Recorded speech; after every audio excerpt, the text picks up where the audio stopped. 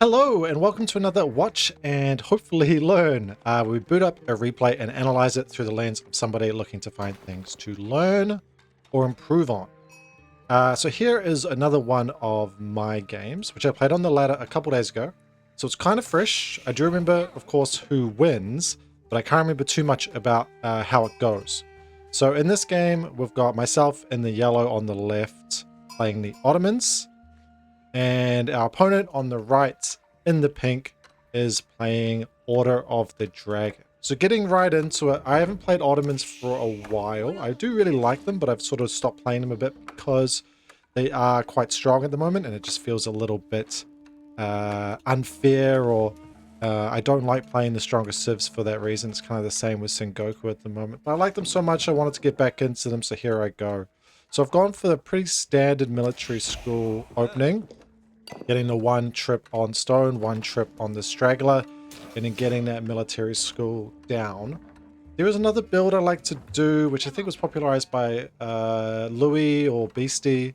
Beastie did a video of it, that's right, where you put one on gold, one on stone, and 3 on wood to start, and you just leave them there.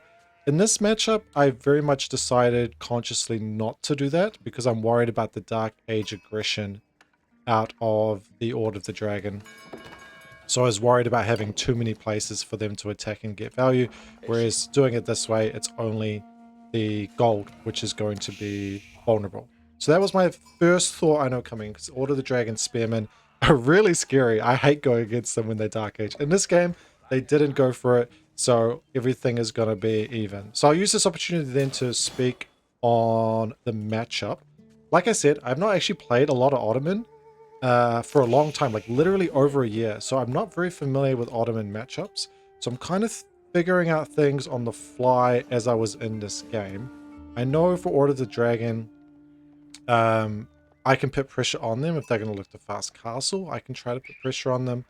And I know as long as I get myself going economically and tempo-wise, I'm going to be favored as just generally being a stronger civ than OOTD. And I don't have any of those huge concerns with their eco getting, or their boom getting out of control. The only thing that's maybe a little bit scary is if I let them get like a naked fast castle up and they cut a million corners and then they can hit the ground running too easily in castle. But playing the Ottoman with military schools and the like, I know that's not really going to be possible. So what I want to do here is just be aggressive to start with, like Ottoman like to do, and then we'll take it from there.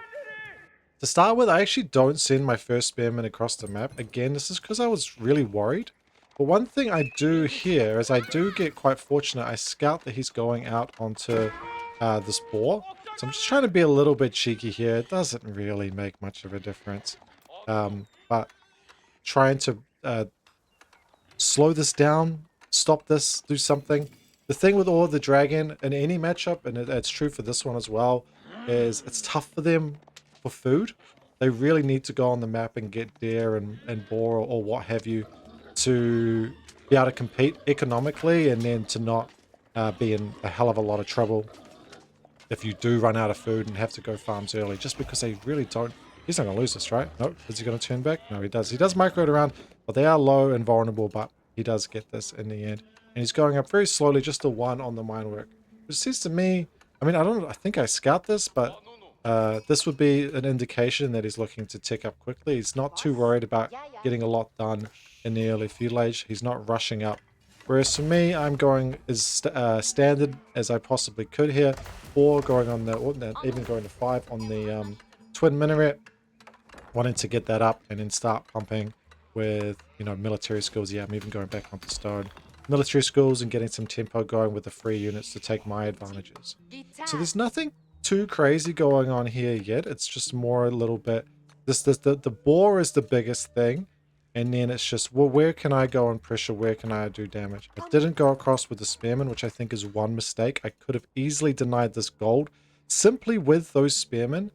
Just a couple, and it's 2 spearmen for free that I could have just gone and been annoying with. Yeah, now he's only now getting a tower up, so that was unnecessarily conservative for me, and especially because I did take the scout across the map, I could have seen this.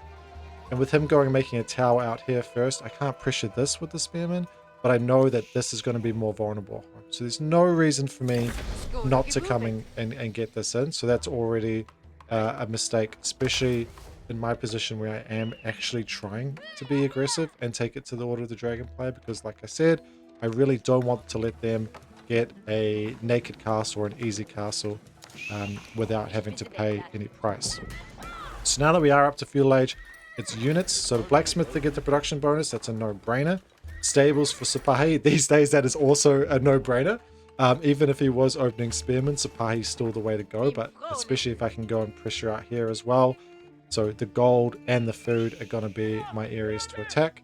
The wood is going to be pretty much safe. And I don't know if I ever see this.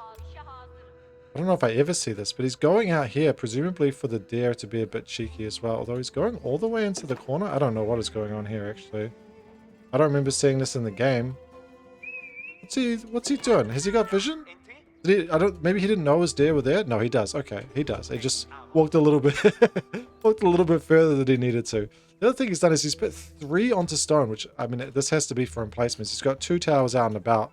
Yeah, okay, he's getting the fortification. So he's expecting, and I don't think this is a terrible idea from him, he's expecting that the units are going to come flying in, especially Sipahi. At the minute of making this, what is it, April 2026?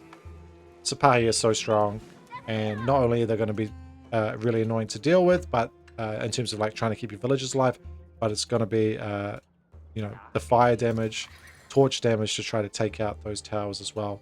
You just get a handful of them, especially with the spears as well, and the imams. I've got the imam point. I'm not doing anything with them yet, but I really do like the imam point for healing. One of the best things about it is that you can bring back those, those injured Sipahi to get healed. Because they're pretty tanky, 145 health, you can keep them alive. They're not going to just get instantly killed by a TC or diving a tower, so you can bring them back out to get healed by the imams, which is nice. Now that I see, I think I'm trying to go back to my rationale. I know a couple of things were on my priority list. One was getting +1 range defense, which we see coming in now. Which with Ottoman you can always do because you have that early blacksmith. It's pretty easy to just click it without having to commit to a blacksmith, an extra one or something, or you know, you're always going to build it anyway. And I wanted to be aggressive with these feudal units. Coming up here, I'm going to see the tower again, and I'm going to see that it is upgraded with the fortification, which tells me I'm not going to be able to burn it down, basically, is the takeaway there. I'm not going to be able to burn it down. We also see how many vills he's got here, which means it is going to be the fast castle. So that commitment is in. I'm not sure if I don't recall like scouting or making any mental note of whether he had production or not, which is actually a mistake on my part. You definitely want to see what his production is and if he's going to go for anything. If you see he's got no production, you can expect that, yeah, it's going to be the Burgrave coming out, which is a nice little tell for you. That basically means he can only make spearmen and men-at-arms. I mean, I guess technically land snakes, but he's not going to make those in early castle age. So that tells us that, okay, that's what we've got to worry about. The good news is I can basically go Sipahi and spearmen and archers and be totally fine here. I've got the meta coming in, which is a little bit later. Should have got this earlier. And do I add an archer range? Yes, I do add the archer range. So the archers adding into the mix as well was definitely on my list of to-dos. And the other one, which I haven't mentioned, I think I got these quite early on, was getting some eco upgrades. When you sit in feudal for a while, or you're going to sit in feudal for a while, I think it's always good to get those feudal upgrades early, because they're going to help scale so well, especially if you do end up fighting a lot and staying down in age. Now here is an interesting thing that I really like doing in general, which is trying to attack 2 places at once. You see, he pulls these away, and he pulled, I think, a couple, but he doesn't pull all of them. And now I get 2 kills out of all this. I might even get a third. I do get a third. Now I'm diving a little bit too deep. I think you should, you know, take what you can and get out of there. I think, let's have a look how many Sipahi I'm going to lose here. Remember, I've got +1 range defense, so it's actually, dude, did I lose none? That's insane. And then I, by chance, see this, which is pure luck. He gets his villagers out of dodge, or he must have used them, pulled them to try to get down or get up the landmark. So that works in my favor as well. And I can't believe I didn't actually lose. I think I lost a scout. Yeah, I lost a scout, but I didn't lose a Sipahi, which is crazy. So in theory, I can bring them back to these imams and heal them up as well. I'm going to get this as a little bonus as well. Potentially, I should be using these to actually do damage. I can't really do damage up there. I think that's fair. Maybe idle it, but I don't think it's worth it. Although with low health, there's a question to be asked whether it's worth trying to get that. But now he's up, and I know. Actually, I'm going to pause just for a second because something I didn't acknowledge as we were doing this was my decision stage, which is, okay, I know he's going castle, he's going the Burgrave. I see where everything's happening. I do the dive, I get some damage, and now I'm at a point. What am I doing? Am I going to double down and commit to feudal and try to kill him? Just mass Sipahi archer? Normally, if it was like against knights, it would be spearmen as well. But we know it's a Burgrave, so it's going to be men-at-arms spearmen. In this case, yeah, the thing that's going to beat my army is the men-at-arms, so we know those are going to come. So you don't actually want the spearmen. Definitely more of a niche situation. But I'm either going to double down and just commit, make more production, go absolutely crazy with it to kill him in a feudal, or I can go up to like a sort of delayed castle myself, and that's what I've done here by re-macroing onto castle. Something I should do, which I'm not very good at, is pulling a lot more off of wood to get the age up started, and then going back onto wood. This is leaving 7 on here while I'm trying to go up is too. It's kind of trying to do 2 things at once, which I think is a mistake. It's better to whole-ass 1 thing than half-ass 2 things. So we are going to go castle behind us. I'm not going to dive anything. I don't need to do a lot of damage. There's nothing I'm needing to do now. I've got 4 kills, which is great. This must just be a mistake. What am I doing? Okay, maybe just poking in for a little bit of vision and then getting out of here. It is going to be the Mehmed Imperial Armory, and this is another reason why this is a good choice, which I think I was thinking about. I'm not 100% sure. Maybe I'm giving myself more credit than I deserve. Why is he garrisoning? This must have just been a misclick. I wanted the Imperial Armory rather than trying to feudal commit because I know I'm going to get Springles. And because he's got Burgrave or any type of mass melee, but especially mass infantry, the Springled production is going to be huge to try to fight this back. So I know with my superior military plus Springleds, I'm going to be in a great spot. Especially in this early stage of castle where I'm only really have to worry about the Burgrave and I have to worry about the relic pickup. I've got 2 Sipahi parked here. I've got 1 down there as well. That's actually really good for me. I'm usually really terrible at defending in those situations when somebody gets castle. I'm usually far too focused on attacking. We are going to get our next Vizier, which I go for the extra military skill, and that seems like a pretty easy decision because there's not too much else going on. He comes out with some men-at-arms, and I think I might take this fight. Now, I honestly have no idea going against this. I remember this. Having no idea whether this is good for me or not. So I pop Fortitude? No, I don't. That's a good call. In theory, if I just micro out the low Sipahi, this should be good for me. He shouldn't be able to kill anything with my imams. My micro is shit. I lose 2 here for no reason. But even with poor micro, the healing is still crazy. It's like 1 a second. And I'm going to lose another one, aren't I? Alright, but it's still so worth it, and these things are worth so much. Remember, each men-at-arms is essentially worth 2. I lose 1 imam, that's terrible. But it's still going to be worth it for me, at least for this stage. As my units kind of fall, though, my damage is not high enough to get rid of these, and I should turn back at some point. I did have the sense to turn this on melee defense drums, which is extra +2 melee armor, makes this much better for me than I otherwise would. I should have also got melee armor at the blacksmith, but I didn't, so that's a mistake. At this point, I should just go home. But it actually was a lot better for me, and it could have been even better. Oh, Veteran Sipahi came in, so maybe that's why I'm sticking around. Now all of a sudden the damage goes way up, and it's a much better situation. These are also Dark Age Spearmen, I'm pretty sure. Yeah, they are. So, oh my god, what is this micro? It's terrible. Which is Dark Age Spearmen. So they're basically a non-existent. They're just there to tank some of the hits from the men-at-arms who, you know, don't do that much damage and attack very slowly. So after all of this, it's still no relics picked up from. He must get a monastery, right? Yeah, he's got one. And he's got at least 1 prelate. I'm not sure if I killed the prelate that went for this, but I definitely pushed him back. I've lost the Sipahi down there, but he hasn't picked it up. He's got this one in the middle. So it's all about relic game at the moment, but I'm in such a good position army-wise. Like, I've got Sipahi and even Lancers now, which is fantastic. I can go into crossbows, which is a hard counter to all of this. And I've got Springles, which is a hard counter to all of this. So I'm feeling really good. I just can't let him go crazy economically. And with Sipahi being able to roam the map, that's going to be still give me like the agency and tempo in the game. Like, as this game plays out, I'm just realizing more and more how difficult of a matchup this is for Order of the Dragon. Because it feels like even though a lot of things are pretty even. I've got 4 eco kills, but other than that, it's not crazy. Like, he was able to get, you know, deer and boar. Although he's not been able to go back out to his deer, which is kind of, maybe actually a mistake from him, to be honest. I think deer in the back would be easy for him to shore that up, and that would help him out a lot. But even with all those things, you know, both players getting what they want, it's definitely in the Ottoman's favor, in my favor in this sense. Interestingly, though, at this point, like, his military is going up and up, and this is going to be the problem if that military... If we look at army value, it's actually really similar. The military count's obviously a bit different, but army value is very similar. So that's going to be not a terrible position for me.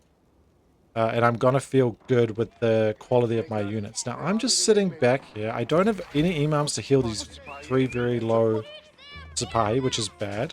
I do have some imams who are on the map, I think, getting relic. So we'll see what the relic count ends up being. Let me click across. So it's 1+1 for him. He's going to get this one as well. So he's going to be probably 3-2 at best. Oh, I do go down to get this one. So I don't know if I saw it or if I'm just ready for it. But that's one thing that's actually decent for me in the relic game. But I should have done much better than this with regards to relics. I think this is a slip up from me. Looking at my macro, that's also very poor.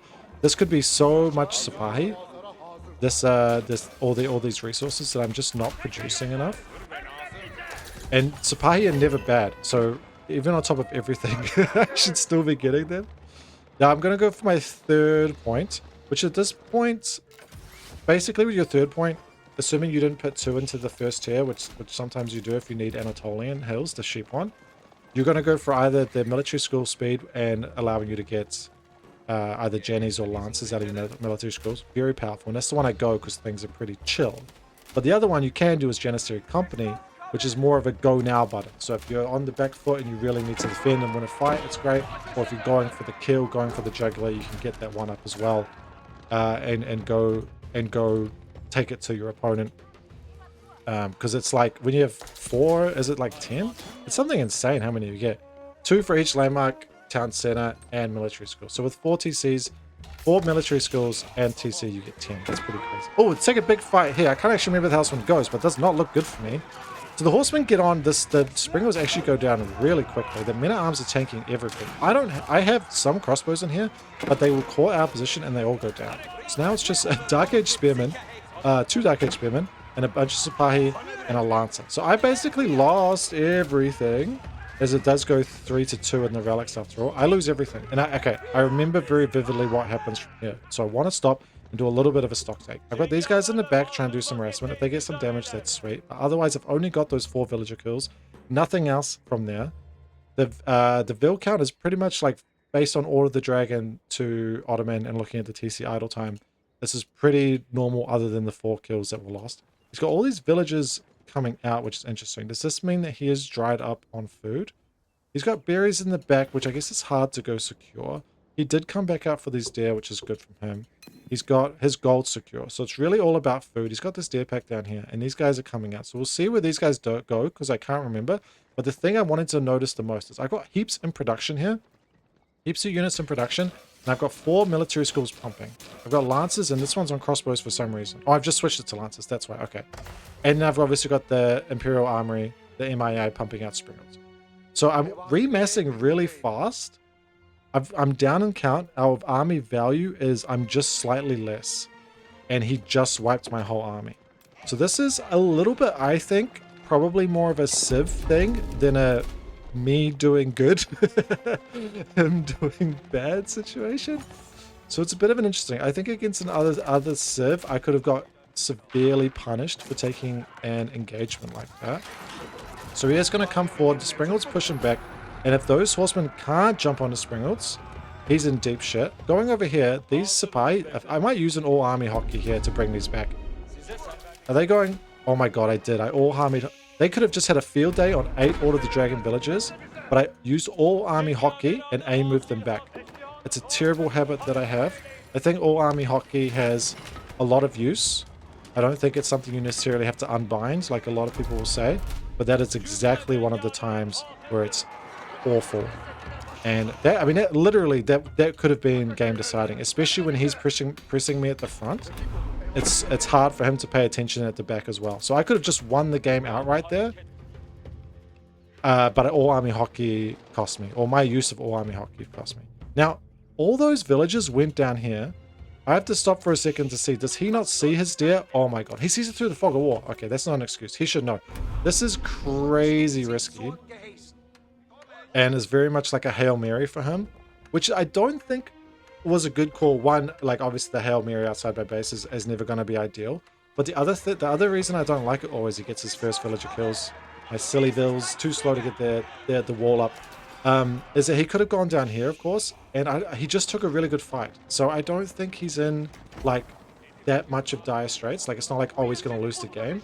If he delays here, and if you look at his his like resources, he's actually really close to him with the Palace de Swabia, so he's actually not on a bad spot. If he uses these horsemen to just keep me on the back foot, keep running me around, don't take a straight up fight into the Springalds and now Janissaries, which is crazy. Did I switch these all over to Janissaries? No, they're all on Lancers. I feel like I should put them on Janissaries. I do lose these units in the end to a bunch of men-at-arms, so good job from him cleaning them up without me not touching one of these 8 vills, which is so painful to see in hindsight, because I did have the presence of mind to send the cavalry that way. I didn't have the presence of mind not to use all army hotkey and to actually make them do the raiding. I think there's one in there now. We'll see if he gets in. We're on 4 kills at the moment, but now my Sipahi running away from those units. That's fine. He gets none. Doesn't get a single kill there. Is he have textiles? No, they're just the Order of the Dragon tankiness is enough, and he gets away. Now my army's big enough, and this is the thing with Ottoman. I think even as someone that's not played much Ottoman, but coming back to them, when you get to the point where you feel like you have that death ball, and this is not a very good death ball, to be honest with you, it's a bit sad. But once you get to the point where you feel like you can take that fight, then that's when you want to take that ball of that massive units and go across. The fact that I don't see this is crazy. You can always see deer through the map. Like I can, you can see down here whether they're alive or not through fog of war. Ooh, if I lose this, this is really bad. He's going to surround me. This is interesting micro for him, trying not to go in straight away, but he catches some. He gets a couple Sipahi, a Lancer, and another Sipahi, so it's quite nice from him. But the thing is, my army value is taking off, and this is largely due to Ottoman rather than good play from me. I did get to 9 Veil kills, and I must have missed where those extras were, so that's terrible review.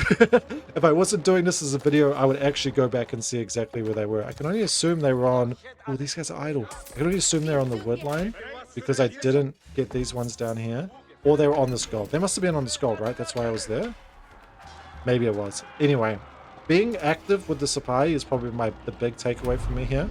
And now, because I'm Ottoman, I feel like I can take the fights. I'm just going to be very careful not to lose everything. I already fucked it up once by losing my Springwoods and all my crossbowmen in the previous fight. I should have learned my lesson. I need to not do it again. Biggest thing here. Oh my god, there's so many units. I did not think there was this many units.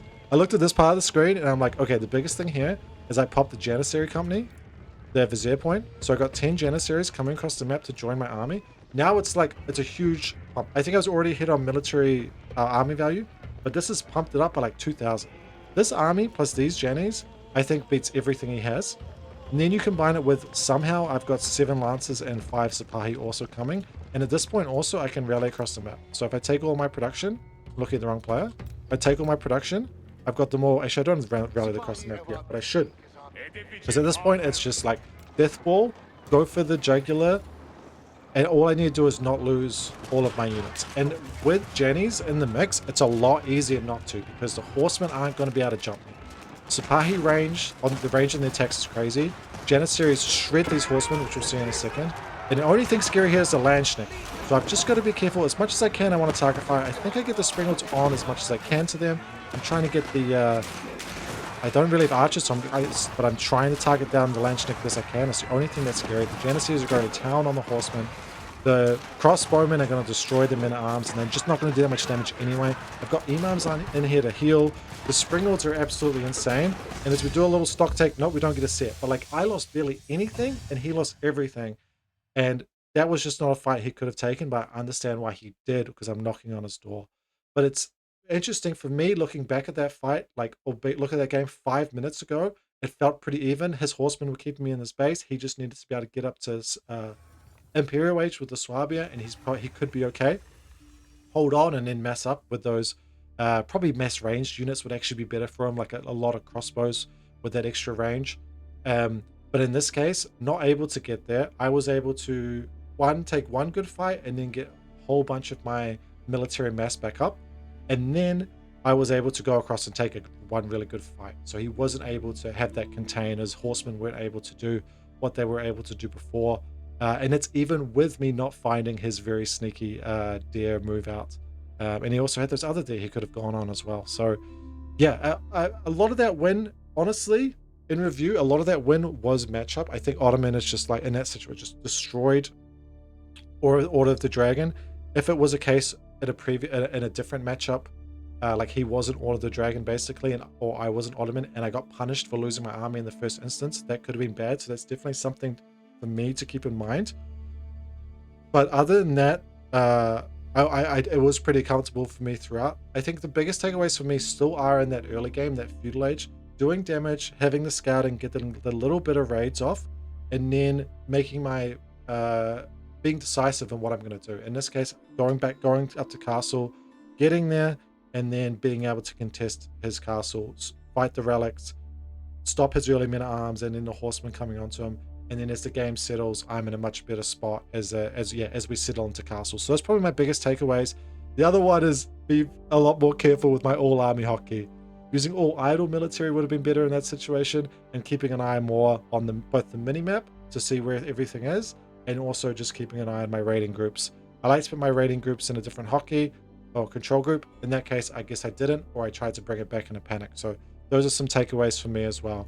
Anyway, that's going to be it for this video. I hope you enjoyed it. If you did, let me know. I want to keep doing these sort of watch and learns, or whatever we're calling them. If you've got any ideas or suggestions or feedback, I would really appreciate it. Thank you so much for the feedback I've got so far. Yeah, thanks for watching. Hope to see you in another one. Cheers and bye-bye.